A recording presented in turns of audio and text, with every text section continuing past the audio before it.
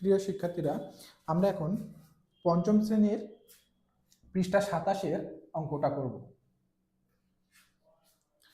পঞ্চম শ্রেণীর পৃষ্ঠা 27-এর 4 নম্বর অঙ্কটা সমাধান করব। দেখো এখানে 4 নম্বর প্রশ্নটা স্ক্রিনে দেওয়া আছে, আমরা একটু পড়ে নেব আগে।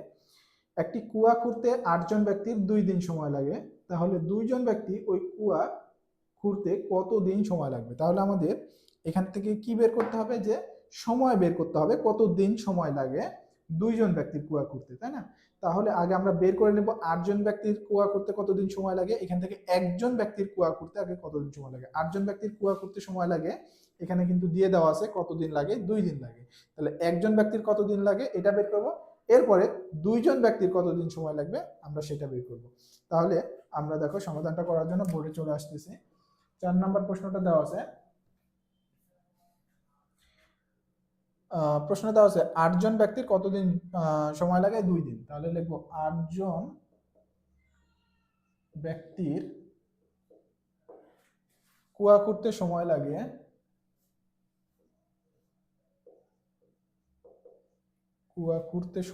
2 দিন।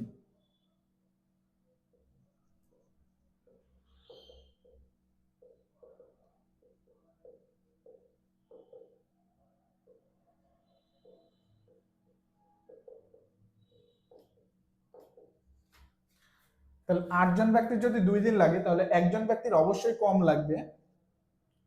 একজন ব্যক্তির কুয়া করতে বেশি দিন সময় লাগবে। দেখো 8 জন ব্যক্তির যদি কুয়া করতে 2 দিন সময় লাগে, তাহলে একজন ব্যক্তির আমরা কি জানি যে বেশি দিন সময় লাগবে।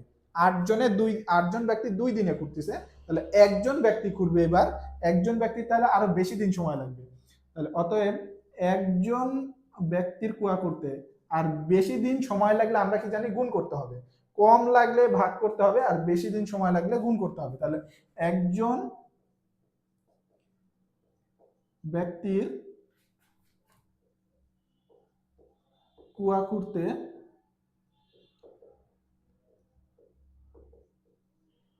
সময় লাগে,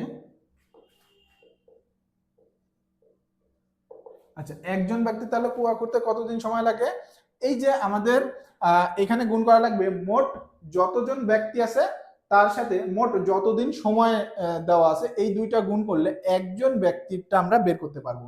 তাহলে 8 জন ব্যক্তির কুয়া করতে সময় লাগে 2 দিন, একজন ব্যক্তির কুয়া করতে সময় লাগবে, তাহলে যতজন ব্যক্তি আছে এবং যতদিন সময় লাগে এইটা আমরা গুণ করব।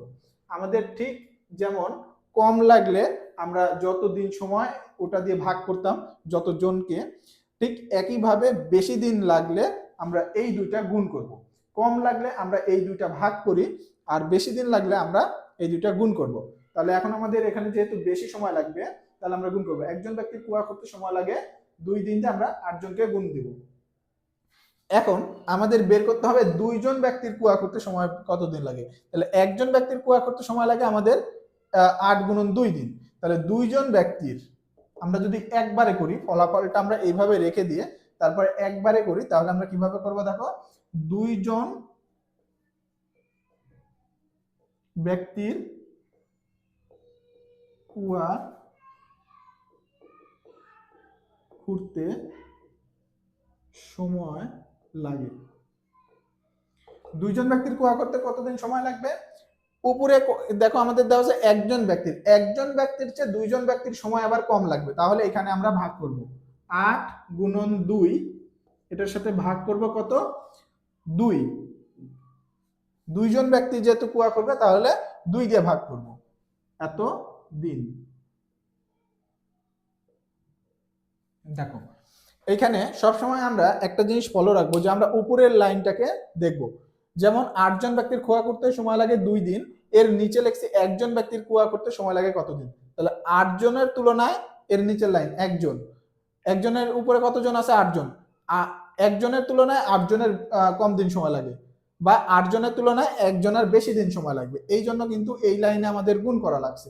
এর নিচে 2 জন আছে, এখন 2 জন ব্যক্তির কুয়া করতে সময় কতদিন লাগবে, এই 2 জনের উপরে কিন্তু একজন ব্যক্তিরটা দেওয়া আছে।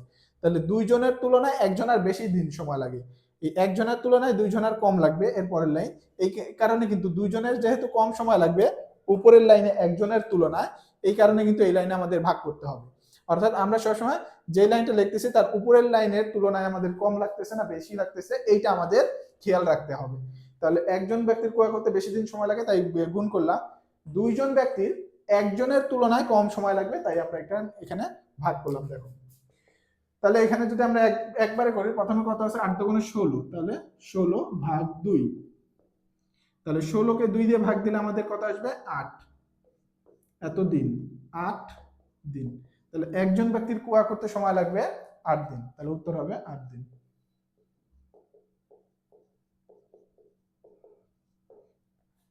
আশা করি তোমরা অঙ্কটা বুঝতে পারছো। তোমরা অঙ্কটা একটু নোট করে রাখবে, পরবর্তীতে যখন তোমরা নিজেরা প্র্যাকটিস করবে অঙ্কটা, তখন প্রবলেম হলে বা কোথাও আটকে গেলে তোমরা এই নোট করে অঙ্কটা দেখে কিন্তু বুঝতে পারবে খুব সহজে এবং করতে পারবে।